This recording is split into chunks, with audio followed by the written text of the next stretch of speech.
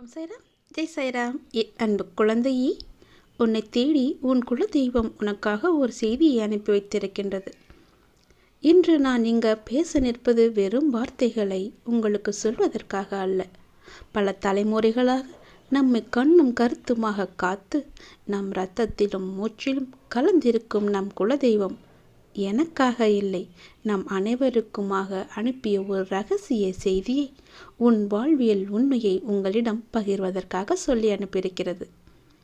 உன் குலதெய்வம் என்பது எங்கோ ஒரு மலையிலோ காட்டிலோ அல்லது ஒரு கல்லிலோ மட்டும் வாழும் தெய்வம் அல்ல. அது நம் முன்னோர்களின் ஆசி, நம் பரம்பரையின் வேர்.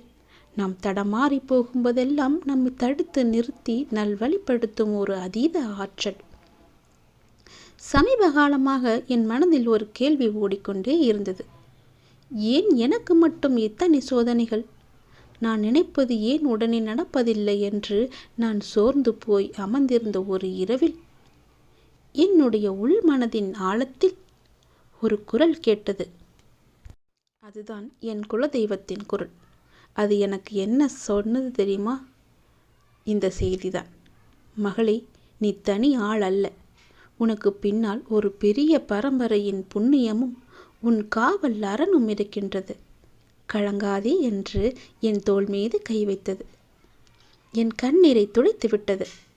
நாம் எல்லோரும் நினைப்போம், தெய்வத்தை கும்பிட்டால் கஷ்டமே வரக்கூடாது என்று.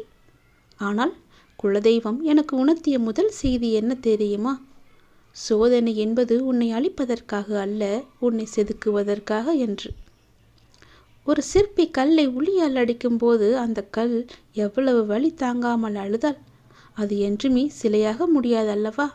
அது போலத்தான் வாழ்க்கையில் வரும் தடைகளும். உனக்கு ஒரு கதவு மூடப்பட்டால் அதைவிட பெரிய வாசல் திறக்கப் போகிறது என்று அர்த்தம் கொள். மனிதர்கள் உன்னை கைவிட்டால் தெய்வம் உன் கரத்தை பிடித்து தூக்கப் போகிறது என்று அர்த்தம் கொள். என் குலதெய்வம் என்னிடம் சொன்னது, நீ அழும்போதெல்லாம் உன் கண்ணீரை நான் பார்த்து கொண்டு இருக்கின்றேன். ஆனால் உனக்கு எது எப்போது எப்படி கிடைக்க வேண்டும் என்று எனக்கு தெரியும். சரியான நேரம் வரும் வரை பொறுமையாக இரு. உன் பொறுமைக்கான பலன் மிக பிரம்மாண்டமாக வந்து கொண்டிருக்கின்றது. மனிதர்களாகிய நாம் அவசரப்படுகின்றோம்.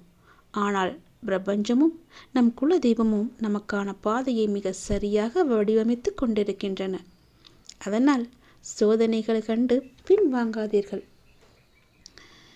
குலதெய்வம் அனுப்பிய செய்திகள் எப்படி நம் காது வழியே வந்து உன்னிடம் சேர்ந்ததோ அது போலவே உனக்கான நல்லதும் உன்னிடம் வந்து சேரும். உன் கடமையை செய், பலனை என்னிடம் விட்டுவிடு. எல்லாவற்றிற்கும் மேலாக பிறருக்கு அன்பு காட்டு. நாம் கோவிலுக்கு போய் அர்ச்சனை செய்வதை விட மொட்டை அடிப்பதையோ காணிக்கை செலுத்துவதையோ விட நம் குலதெய்வத்திற்கு மிகவும் பிடித்த விஷயம் எது தெரியுமா? பசியோடு இருக்கும் ஜீவனுக்கு நாம் தரும் ஒரு வேளை உணவுதான். நம் குலதெய்வம் நம்மிடம் எதிர்பார்ப்பது பெரிய ஆடம்பர வழிபாடுகளை அல்ல. நம்மால் முடிந்தவரை பிறருக்கு உதவி செய். பெற்றோர்களை மதித்து நட. எந்த சூழ்நிலையிலும் நேர்மை தவறாது இரு. தர்மத்தின் வழியில் நடந்தால் உனக்காக வாதாடவும் உன்னை எதிர்த்து வரும் தீமைகளை அழிக்கவும் நான் எப்போதும் தயாராக இருந்து கொண்டே இருப்பேன் என்பதுதான் உன் குலதெய்வம் உனக்கு சொல்லும் செய்தி. இந்த வாக்குறுதியை மீறாதே. நீ பேசிக்கொண்டே இருந்தால் நேரம் போவதே தெரியாது. ஆனால் குலதெய்வத்தை வணங்கி கொண்டே இருக்கும்போது, ஒவ்வொரு நேரமும் அதனுடைய பெயரை உச்சரித்து கொண்டே இருக்கும்போது நம்முடைய துன்பமும் எப்படி காணாமல் போனது என்று தெரியாத அளவிற்கு நம் துன்பத்தை அது ஓடோடி வரட்டிவிடும். பயப்படாதே, நான் இருக்கிறேன். இனிமேல் நீ எப்போதெல்லாம் தனிமையாக உணர்கிறீர்களோ, அப்போதெல்லாம் தோல்விகள் உன்னை சூழ்கிறதோ, அப்போதெல்லாம் கண்களை மூடி உன் குலதெய்வத்தின் பெயரை 3 முறை மனதார உச்சரி. உனக்கு தோளுக்கு பின்னால் ஏதோ ஒரு தற்காப்பு அரண் நினைப்பதை நீயே உணர்வாய். அந்த உணர்வு உங்களுக்குள் ஒரு புது உத்வேகத்தை தரும். இனிமேல் நம் அகராதியில் தோல்வி என்ற வார்த்தைக்கே இடமில்லை என்றால் நம்மை வழிநடத்துவது ஒரு சாதாரண மனிதன் அல்ல, அது நம் குலதெய்வம், காவல் தெய்வம் என்று எண்ணிக்கொள். உன் குலதெய்வம் உனக்காக உன்னையே சுற்றி சுற்றி வந்து கொண்டே இருக்கின்றது. உன் வீட்டில் வந்து அமரப்போகின்றது. இனி உன் வீட்டில் எல்லா விதமான சகல சம்பத்துகளும் இருக்கும். கஷ்டம் என்பதே இல்லாதபடி அது உன்னை பார்த்து கொள்ளும். நீ குலதெய்வத்தை மறந்து விடாதே. ஒரு முறையாவது அதன் பெயரை சொல்லிவிடு. ஒரு நாளைக்கு தேடி வந்து நிலையான ஆனந்தத்தை தருவேன். எதிர்பாராத ஒரு திருப்பு முனையாக அமையப் போகிறது இந்த வருடம். அது உங்களுக்கு அளவற்ற மகிழ்ச்சியை தரும். உங்கள் மகிழ்ச்சியான நாட்கள் தொடங்கிவிட்டன. என்னுடைய நாமத்தை நீ உச்சரி. யாரும் இல்லை என்ற எண்ணத்தை உனக்குள் ஏற்படுத்திக் கொள்ளாதே. அது மிகவும் ஆபத்தானது. உனக்குள் நானும் எனக்குள் நீயும் இருக்கும்போது அந்த எண்ணமே தவறாகி விடுகிறது. சதா சர்வ காலமும் என் சாயி என்னுடன் இருக்கிறார்.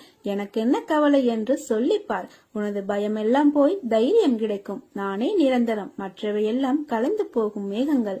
இதை ஞாபகத்தில் வை. நீ உச்சத்தை அடைவாய். உங்களை நீங்கள் எவ்வளவு நேசிக்கிறீர்களோ அதே அளவிற்கு பிறர் மீதும் நேசம் காட்டுங்கள். அவர்கள் உங்களை விட எந்த விதத்திலும் குறைந்தவர்கள் அல்ல என்பதை முதலில் புரிந்து கொள்ளுங்கள். எக்காரணம் கொண்டும் பிறரை இழிவாக பேசுதலும் வீண் பழி சுமத்துதலும் கூடாது. இத்தகைய செயல்களால் வீண் பகை வளருமே தவிர பெயருக்கு கூட நன்மை உண்டாகாது. மேலும் இத்தகைய குணமுடையவர்களிடம் பாசம், பரிதாபம், இரக்கம், கருணை என எத்தகைய நற்பண்புகளும் இருக்காது. மனிதர்களுக்கு ஏற்படும் துன்பமானது வெளியில் எங்கிருந்தோ வருவதில்லை. அவரவர் நடந்து கொள்ளும் செயல்களுக்கேற்ப அவர்களுக்கு வந்து சேர்கிறது.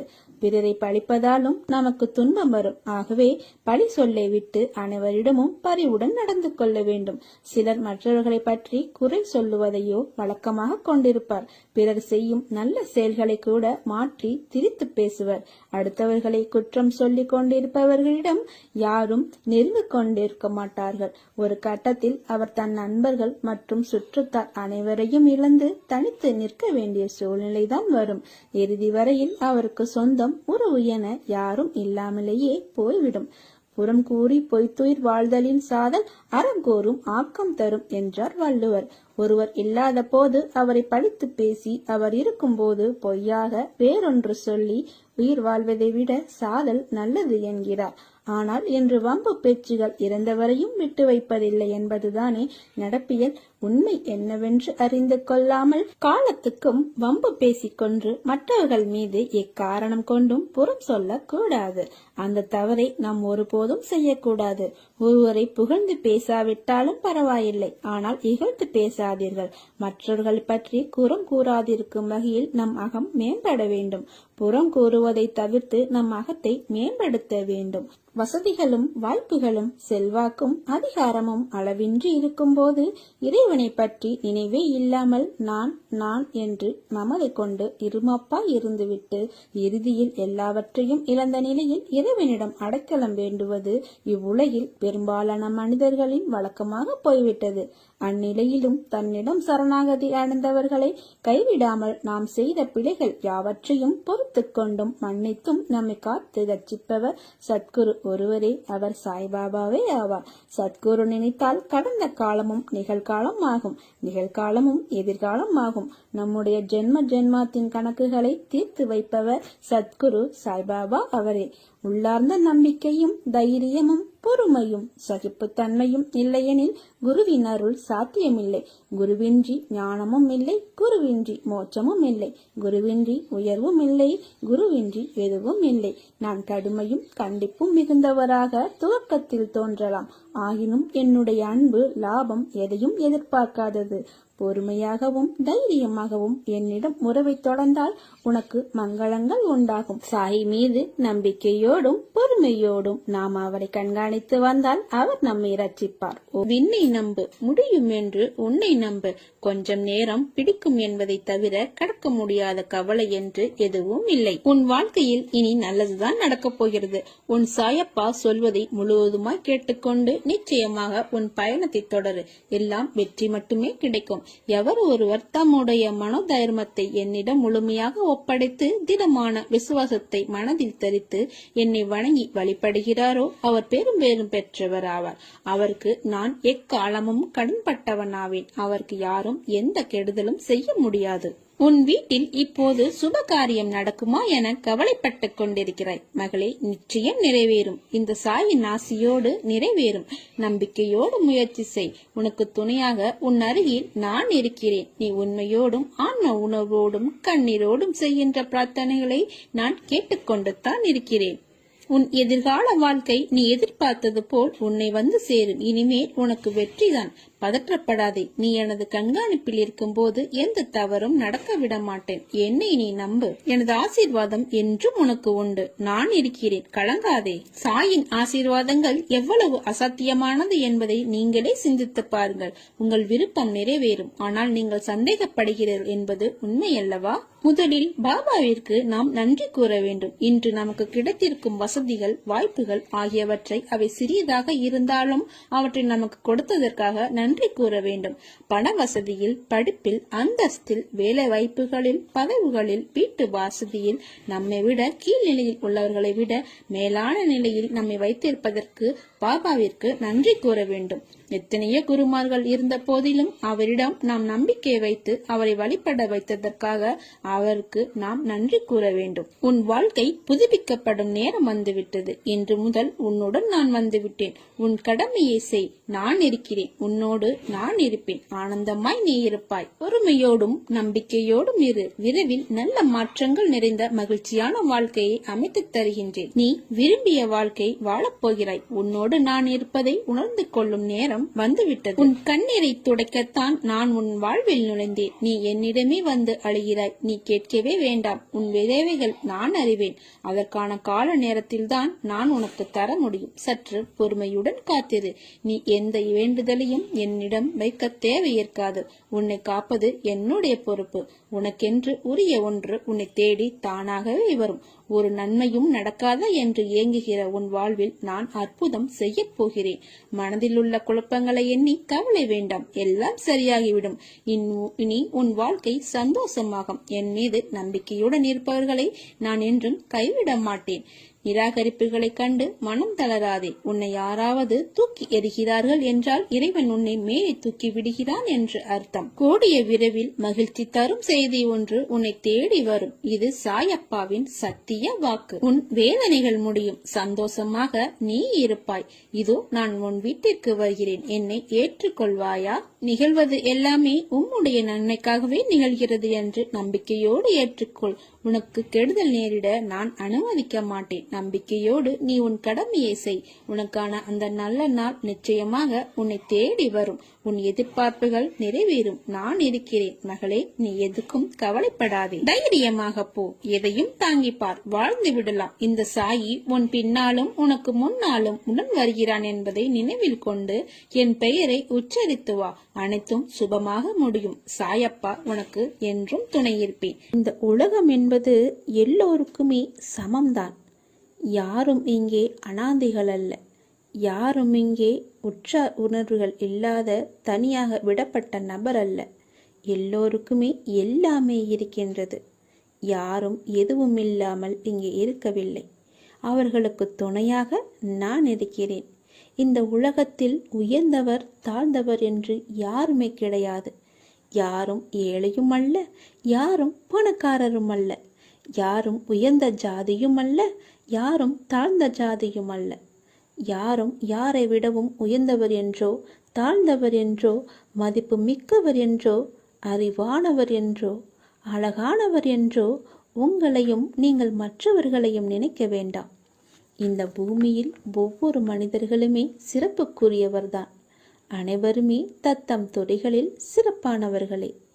வெட்ட வெளியில் உச்சி வெயிலில் வியர்வை சிந்த நிலத்தில் உழைத்து களைப்பவர்கள் ஆணாக இருக்கட்டும் பெண்ணாக இருக்கட்டும், யாவருக்குமே எல்லோருக்குமே உள்ளதை போல் சுயமரியாதை, கோபம், வலி, மகிழ்ச்சி, பசி, உறக்கம், இழிச்சொல்லின் வலி, புறக்கணிப்பின் வலி போன்ற தனிமனித உணர்ச்சிகள் அத்தனையும் அனைவருக்குமே உண்டு. அவர்களும் மனிதர்கள்தான். உண்மையில் உயர்ந்தவர் தாழ்ந்தவர் என்று யாருமே இல்லை. சில வாய்ப்புகள் தான் யார் இந்த பொழுதில் அவசியமானவர் என்பதை நமக்கு புரிய வைக்கிறது. அந்த புரிதலை உணர்ந்து கொள்பவர்கள் மனித நேயத்துடனே நடந்து கொள்வர். மனிதநேயம் கொண்டவர்களாலேயே மக்களை திருப்திப்படுத்தும் சேவையை வழங்க முடியும். அவர்களே மரணித்தாலும் மனிதர்கள் மனங்களில் இடம் பிடித்து எப்போதும் அழியா புகழுடன் இருப்பார்கள். மனிதர்கள் யாராயினும் அவர்கள் அனைவருமே சமம்தான். உயர்ந்தவர் என்றோ தாழ்ந்தவர் என்றோ படித்தவர் என்றோ படிக்காதவர் என்றோ ஏழை என்றோ பணக்காரன் என்றோ கருப்பு என்றோ சிவப்பு என்றோ உயர்ந்த ஜாதி என்றோ தாழ்ந்த ஜாதி என்றோ எந்த இருமே கிடையாது. அப்படிப்பட்ட நிலை நிச்சயமாகவே மாற வேண்டும். சமத்துவம் என்ற நிலை நிலவ வேண்டும் என்றால் மக்கள் மனதில் மாற்றம் ஏற்பட வேண்டும். ஏற்பட்டே ஆக வேண்டும். எனக்கு எல்லோருமே சமம்தான். நான் யாரையும் ஏற்று இரக்கத்தோடு நான் பார்ப்பதே இல்லை. அது நம்மிடமிருந்தே தொடங்குவோம். இனி ஒரு உலகம் புதிதாக அமைப்போம்.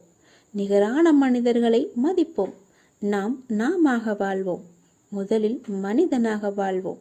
நான் யாரையும் ஏற்றம் இரக்கம் கொண்டு பார்க்காமல் அனைவரையும் சமமாகவே பார்க்கிறேன். எல்லோருமே என்னுடைய குழந்தைகள்தான். நீங்களும் அப்படியே பாருங்கள். ஓம் நமச்சிவாய. எல்லாம் நல்லதே நடக்கும். நீ பொறுமையுடன் இரு. நீ விரும்பிய எதுவும் உன் வாழ்க்கையில் கிடைக்காமல் போயிருக்கலாம். ஆனால் நீ விரும்பியதை விட சிறப்பான ஒன்றை உனக்கு நான் தருவேன். என் மேல் உனக்கு நம்பிக்கை இருக்கிறது அல்லவா? எல்லாம் வல்ல இறைவன் உனக்கு நல்லது செய்வதற்காகத்தான் நான் காத்து கொண்டிருக்கிறேன். உனக்கு தெரியாது நான் உனக்காக என்ன திட்டங்கள் வைத்திருக்கிறேன் என்று. இன்னும் சில நாட்கள் காத்திரு. என்னுடைய திட்டங்களை கண்டு நீ மிகவும் சந்தோஷப்படுவாய். என் அப்பா எனக்கு இப்படி செய்து விட்டாரே என்று நீ மிகவும் சந்தோஷமாகவே வாழ்வாய். சுய விசாரணை ஒன்றுதான் தவறில்லாத ஒரே வழி. நீங்க உண்மையில் இருக்கும் நிபந்தனையற்ற முழுமையான இருப்பை உணர ஒரே நேரடியான ஒன்று சுய விசாரணை. நான் யார்? விசாரணை எல்லா எண்ணங்களுக்கும் ஆதாரம் நான் என்ற எண்ணமே. நான் யார் என்ற சுய விசாரணையால் தான் மனம் ஒன்றி போகும். நான் யார் என்ற எண்ணம் மற்ற எல்லா எண்ணங்களையும் அழித்து இறுதியில் தன்னையும் கொன்றுவிடும். மற்ற எண்ணங்கள் எழுந்தால் அவற்றை முடிக்க முயற்சிக்காமல் இந்த எண்ணம் யாருக்கு எழுந்தது என்று விசாரிக்க வேண்டும். எத்தனை எண்ணங்கள் எழுகின்றன என்பது என்ன? ஒவ்வொரு எண்ணம் எழும்பும் போதும் உஷாராக இருக்க வேண்டும். இந்த எண்ணம் யாருக்கு வருகிறது என்று கேட்க வேண்டும். எனக்கு என்று பதில் வரும். அப்போது நான் யார் என்று நீங்கள் விசாரித்தால் மனம் அதன் மூலத்திற்கு அல்லது எங்கிருந்து வந்தது என்று திரும்பவும் எழுந்து எண்ணமும் மூழ்கும். இப்படி அதிகமாக பயிற்சி செய்யும் போது மனதின் மூலாதாரமாக நிலைத்து நிற்கும் சக்தி அதிகரிக்கும். அப்படிதான் நீங்கள் எந்த விஷயத்தை செய்தாலும் எங்கு போனாலும் இதை செய்யலாமா, இதை செய்வதால் நமக்கு நன்மை ஏற்படுமா என்று ஒரு முறைக்கு பல முறை நீங்கள் யோசிக்க வேண்டும்.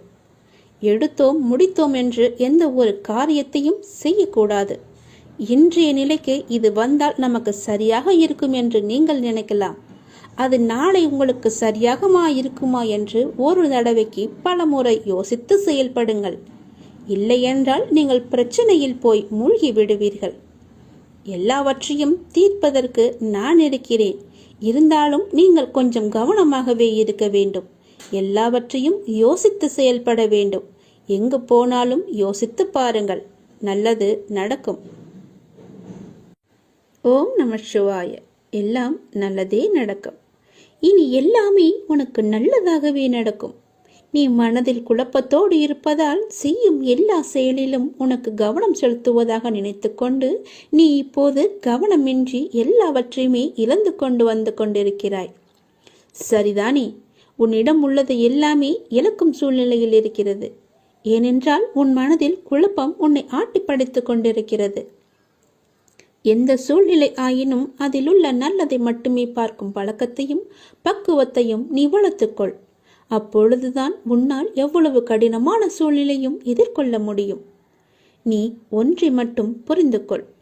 இவ்வுலக வாழ்வில் நடக்கும் நிகழ்வுகள் அனைத்துமே ஏதாவது ஒரு காரணத்திற்காக மட்டுமே நடக்கிறது. அதில் நீ மட்டும் விதிவிலக்கு அல்ல. உன் வாழ்வில் நடக்கும் நிகழ்வுகள் அனைத்தும் உன் இறந்த கால வாழ்விலோ அல்லது முன் ஜென்மத்திலோ நீ விதித்த செயல்களின் விளைச்சல்கள். அதைதான் தற்போது நீ அறுவடை செய்து கொண்டிருக்கிறாய். அதற்காக நீ உன்னை தாழ்த்தி கொள்ளாதே. எல்லாமே உன்னுடைய கர்ம வினைகளின் படிதான் நடந்து கொண்டிருக்கின்றன.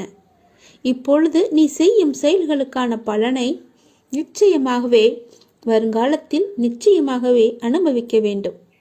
அதனால்தான் நான் உனக்கு அடிக்கடி கூறுவது, எல்லோருக்கும் உன்னால் முடிந்த உதவிகளை எந்த ஒரு எதிர்பார்ப்பும் இன்றி செய்யென்று. யாரையுமே நீ திட்டாதே, உன் வாயால் சாபமிடாதே, யாருக்கும் உன் மனதால் கெடுதல் நினைக்காதே. நீ எதை செய்கிறாயோ அதுவாகவே உன்னை வந்து சேரும். அதற்காக எனக்கு தீங்கு துரோகம் நிலத்தவர்கள் என்ன செய்ய என்று நீ என்னை பார்த்து கேட்பது எனக்கு புரிகிறது. உன்னுடைய மனம் வருந்தினாலே போதும், உனக்கு பாதிப்பை தந்தவர்களுக்கான தண்டனையை காலம் நிச்சயம் கொடுத்தே தீரும். உன் அப்பா நான் பார்த்து கொண்டு சும்மா இருக்க மாட்டேன். எல்லாமே உடனுக்குடன் நடக்க வேண்டும் என்று மட்டும் நினைக்காதே. தாமதமாயினும் என்றுமே தர்மமே வெல்லும். எனவே எந்த நேரத்திலும் நேர்மையாக சிந்திக்கவும் செயல்படவும் நீ தொடங்கு. அதுதான் உனக்கு உன் லட்சியத்தை அடைய செய்யும். என் வார்த்தைகள் மீது நம்பிக்கை வை. உன் அப்பா செய்வது எல்லாமே உன்னுடைய நன்மைக்காகவே. இந்த சிவனின் வாக்கு என்றுமே பவைக்காது. சிவன் செய்தால் எல்லாம் நல்லதாகவே நடக்கும். உன் அப்பா நான், எல்லாவற்றையும் நானே பார்த்து கொள்கிறேன். வாழ்வில் உனக்கான தேடல் நிச்சயம் கிடைக்கும். அதற்காக உன்னுடனே நான் துணை நிற்பேன். நீ எதற்குமே கலங்காதே. உன் தேடல் எதுவோ அதை நோக்கி நீ பயணப்பட்டு கொண்டே இரு. என் துணை நிச்சயமாக உனக்கு இருக்கும். உன் கண்ணில் வடியும் கண்ணீரை துடைக்க நானே வருவேன். நானே உனக்கு துணையாக இருப்பேன். நீங்கள் சற்று திரும்பி பாருங்கள். உங்களை கஷ்டப்படுத்திய நாட்கள் எல்லாம் கற்றுக் கொடுத்த நாட்கள் என்று உங்களுக்கே தெரிய வரும். அத்தகைய அனுபவங்களை சேகரித்து வையுங்கள். இனி வரும் நாட்களில் எச்சரிக்கையோடு செயல்பட அதுவே உங்களுக்கு உதவியாக இருக்கும். கவலைப்படுவதற்கு காரணங்களை தேடாமல் ஒவ்வொரு நிகழ்விலும் உள்ள யதார்த்தத்தை எண்ணி மகிழ்ச்சியாக இருக்க பழகி கொள்ளுங்கள். எந்த சூழ்நிலையிலும் முயற்சியை மட்டும் கைவிடாதீர்கள். விதியின் பயனில்லை என்றாலும் முயற்சியின் பலன் கட்டாயம் உண்டு. காலில் மிகச்சிறிய முள் குத்தி இருந்தால் கூட எவ்வாறு விரைவாக ஓட முடியாதோ அதே போல உங்கள் மனதில் சிறிய சிறிய பிரச்சனைகள் உங்கள் செயல்பாட்டு திறனை பாதித்தால் நீங்கள் பெரிய வாய்ப்புகளை உரிய தருணத்தில் சரியான முறையில் பயன்படுத்தி வெற்றி காண முடியாது. எனவே சிறு பிரச்சனைகளுக்கு முக்கியத்துவம் தராமல் அப்பிரச்சனைகளுக்கு உடனுக்குடன் தீர்வு கண்டு நமது மனதை மிகவும் அமைதியான முறையில் வைத்துக்கொள்வது நமக்கு விரைவிலேயே வெற்றியை ஈட்டித் தரும். வாழ்க்கை முடிவற்ற சாத்தியங்கள் நிறைந்தது. நன்மைகளை அறுவடை செய்ய சரியான நேரத்தில் சரியானதை செய்யுங்கள். கடும் உழைப்பு என்பது ஒரு சந்தோஷம். அதை செய்து கொண்டே இருக்க வேண்டும். வெகு நிச்சயமாய் ஏதோ ஒரு கணத்தில் அந்த கிரீடத்தை தலையில் வைக்கும். அந்த கணம் யாருக்கும் கிரீடம் என்று தெரியாது. ஆனால் உழைப்பவர்களுக்கு கிரீடம் நிச்சயமாகவே உண்டு. ஒருபோதும் உழைப்பவர் தோற்று போக மாட்டார். உழைப்பவருக்கே உழைப்பின் அருமை தெரியும். ஆகவே உழைப்பதை ஒரு வைராக்கியமாக கொண்டு உழைத்து வெற்றி பெற்று நீங்கள் வாழுங்கள். இந்த அப்பாவின் துணை உங்களுக்கு எப்போதுமே இருக்கும். என் அனுக்கிரகத்தால் இந்த பிறவியில் என்னை நீ ஆராதித்து கொண்டிருக்கிறாய். அப்படி என்னை வணங்கும் அவகாசம் உனக்கு கிடைத்ததே ஒரு பெரிய யோகம். நீ இப்பிறவிக்கு சாட்சி. நான் உன் பூர்வ ஜென்மங்கள் அனைத்திற்குமே சாட்சியாக இருப்பேன். நீ எதை பற்றியுமே கவலைப்படாமல் உன்னுடைய இலக்கு எதுவோ அதை நோக்கி நீ பயணப்பட்டு கொண்டே இரு. உன் இலக்கில் எந்த ஒரு கெடுதலும் வராமல் எந்த ஒரு தடையும் வராமல் நான் பார்த்து கொள்கிறேன். என் துணை உனக்கு எப்போதுமே உண்டு.